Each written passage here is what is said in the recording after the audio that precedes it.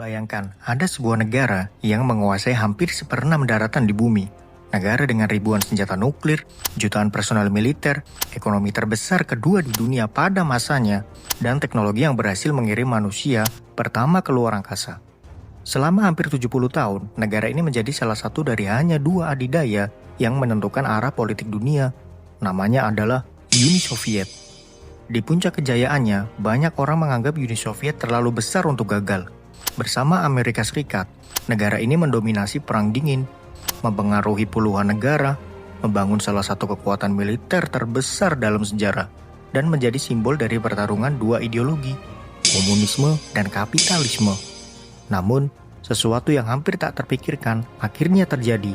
Pada tahun 1991, Uni Soviet resmi bubar, bukan karena dikalahkan dalam perang besar, bukan karena diserbu negara lain, melainkan karena serangkaian krisis yang perlahan menggerogoti fondasi negara itu dari dalam.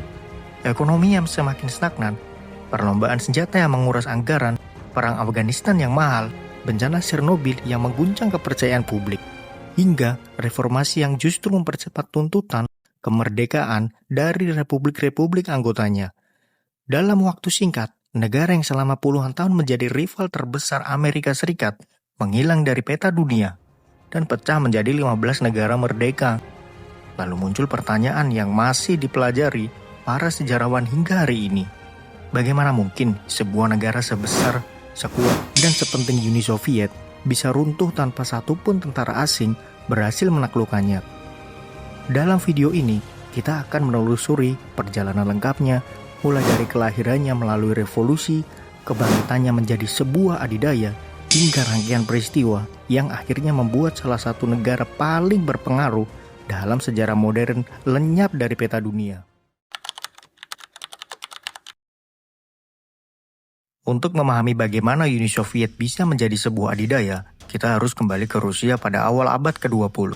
Saat itu, Rusia masih diperintah oleh Tsar Nicholas II, pemimpin terakhir dari dinasti Romanov. Meski memiliki wilayah yang sangat luas, Kekaisaran Rusia menghadapi banyak masalah.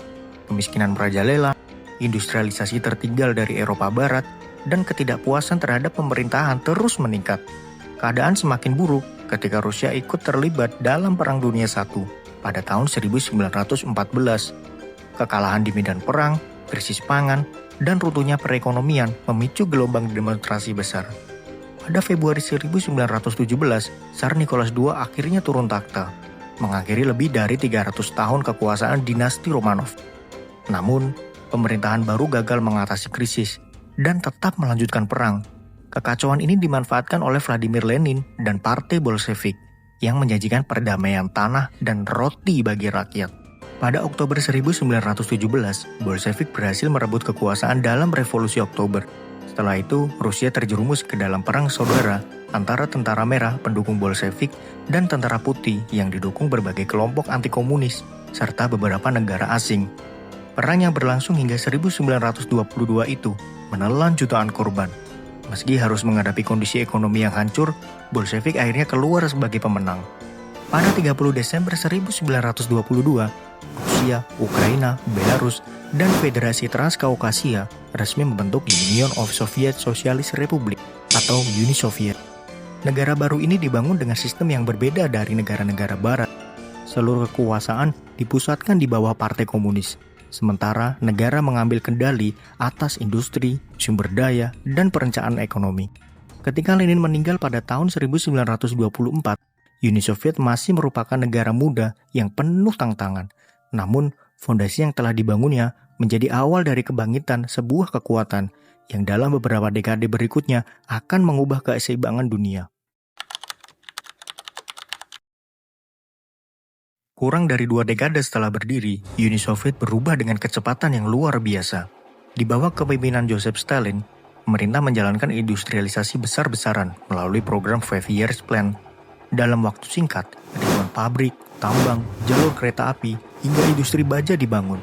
Transformasi ini memang dibayar dengan harga yang sangat mahal, termasuk kelaparan dan represi politik. Tetapi, dari sisi militer dan industri, Uni Soviet tumbuh menjadi salah satu negara terkuat di dunia. Ujian terbesarnya datang pada Perang Dunia II. setelah berhasil menghentikan invasi Nazi Jerman dalam pertempuran Stalingrad.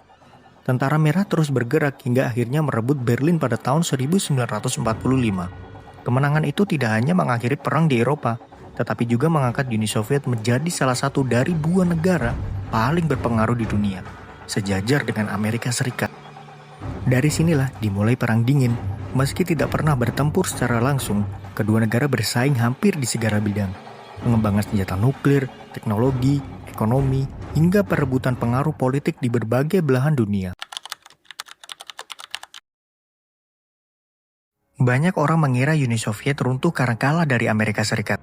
Padahal penyebab utamanya justru berasal dari dalam negeri sendiri. Masalah pertama adalah ekonomi. Sistem ekonomi terpusat yang sebelumnya mampu mendorong industrialisasi mulai kehilangan efektivitas pada 1970-an. Karena seluruh keputusan ditentukan pemerintah pusat, inovasi melambat, produktivitas menurun, dan barang-barang kebutuhan sehari-hari sering kali langka. Sementara itu, negara tetap menghabiskan anggaran besar untuk mempertahankan statusnya sebagai adidaya. Beban itu semakin berat ketika Uni Soviet terlibat dalam Perang Afghanistan pada tahun 1979. Perang yang awalnya diperkirakan berlangsung singkat, justru berubah menjadi konflik selama hampir 1 dekade. Biaya militer membengkak, ribuan tentara tewas, dan dukungan masyarakat terhadap pemerintah mulai menurun. Konflik ini bahkan sering dijuluki sebagai Vietnamnya Uni Soviet, karena dampak yang begitu menguras sumber daya. Di saat yang sama, perlombaan senjata dengan Amerika Serikat terus berlanjut. Demi menjaga keseimbangan kekuatan nuklir, Uni Soviet harus mengalokasikan dana dalam jumlah besar untuk sektor militer, sementara sektor ekonomi sipil semakin tertinggal. Lalu pada tahun 1986, terjadi bencana Chernobyl di Ukraina. Ledakan reaktor nuklir bukan hanya menjadi salah satu kecelakaan nuklir terburuk dalam sejarah, tetapi juga memperlihatkan lemahnya birokrasi Soviet, lambatnya penyampaian informasi yang membuat kepercayaan publik terhadap pemerintah semakin menurun, baik di dalam negeri maupun di mata dunia. Satu persatu masalah itu mungkin masih bisa diatasi.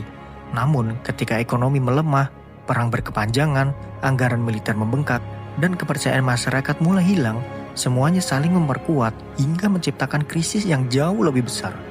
Dan ketika seorang pemimpin baru mencoba memperbaiki keadaan, justru saat itulah titik balik menuju keruntuhan benar-benar dimulai. Persaingan itu bahkan meluas keluar angkasa.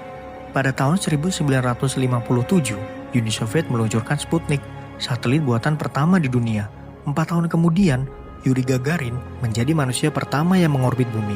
Keberhasilan ini menunjukkan bahwa Uni Soviet bukan hanya unggul dalam militer, tetapi juga dalam ilmu pengetahuan dan teknologi.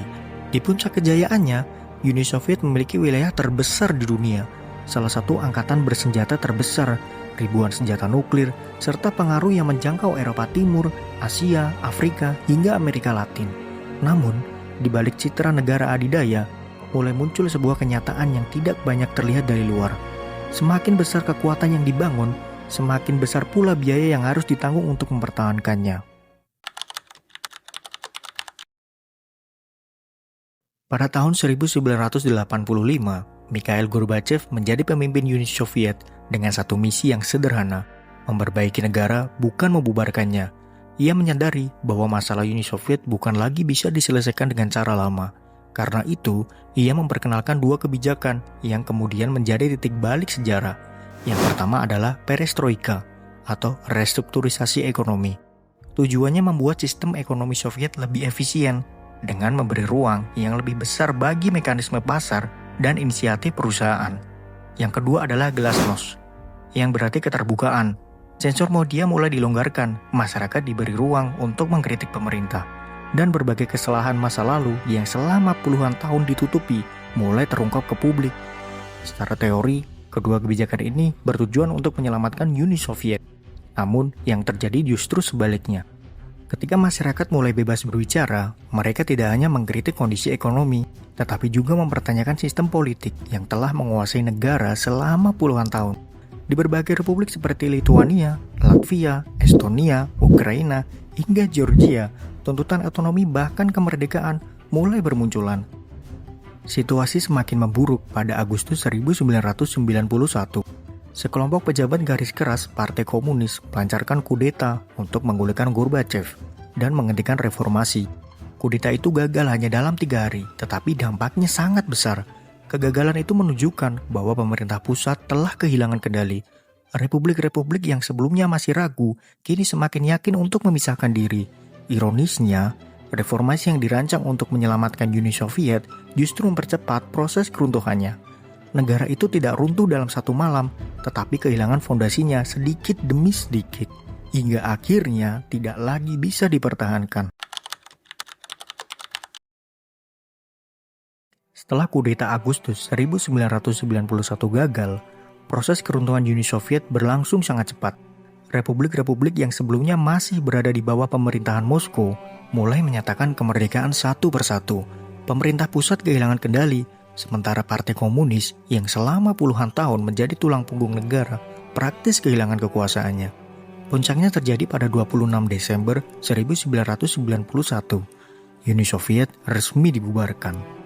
Negara yang berdiri selama hampir 69 tahun itu lenyap dari peta dunia dan terpecah menjadi 15 negara merdeka, termasuk Rusia, Ukraina, Belarus, Kazakhstan, serta negara-negara Baltik dan Asia Tengah. Rusia kemudian diakui sebagai penerus utama Uni Soviet, kursi tetap di Dewan Keamanan PBB. Sebagian besar kekuatan militer hingga ribuan senjata nuklir berada di bawah kendali Federasi Rusia. Namun, berakhirnya Uni Soviet bukan berarti persoalan semuanya ikut berakhir. Banyak batas wilayah yang sebelumnya hanya berupa garis administratif, kini berubah menjadi perbatasan antar negara. Hubungan yang dulu berada dalam satu pemerintahan, berubah menjadi hubungan internasional yang penuh kepentingan. Di saat yang sama, NATO mulai menerima berbagai negara bekas anggota Blok Timur sebagai anggota baru. Bagi banyak negara di Eropa Timur, langkah ini dianggap sebagai jaminan keamanan. Namun, dari sudut pandang Rusia, perluasan NATO dipandang sebagai ancaman terhadap kawasan yang selama puluhan tahun berada dalam pengaruhnya. Perbedaan cara pandang inilah yang membuat kemudian menjadi salah satu akar dari berbagai ketegangan geopolitik hingga saat ini, termasuk hubungan Rusia dengan Ukraina. Artinya, ketika Uni Soviet runtuh pada 1991, yang berakhir bukanlah hanya sebuah negara. Peristiwa itu juga membentuk tatanan dunia baru, yang dampaknya masih terasa lebih dari 3 dekade kemudian. Ketika membahas runtuhnya Uni Soviet, banyak orang mencari satu penyebab tunggal. Ada yang menyalahkan Amerika Serikat, ada yang menyebut perlombaan senjata, ada pula yang percaya bahwa semuanya adalah hasil konspirasi Barat.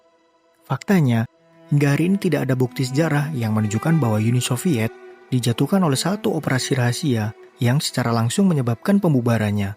Memang, Amerika Serikat berupaya membendung dan melemahkan pengaruh Soviet melalui tekanan ekonomi, diplomasi, perlombaan senjata, dan dukungan kepada pihak-pihak tertentu selama Perang Dingin. Namun, sebagian besar sejarawan sepakat bahwa faktor-faktor tersebut hanya memperberat krisis yang sudah ada, bahkan bukan menjadi satu-satunya penyebab keruntuhan. Karena pada akhirnya, negara sebesar Uni Soviet tidak runtuh dalam semalam.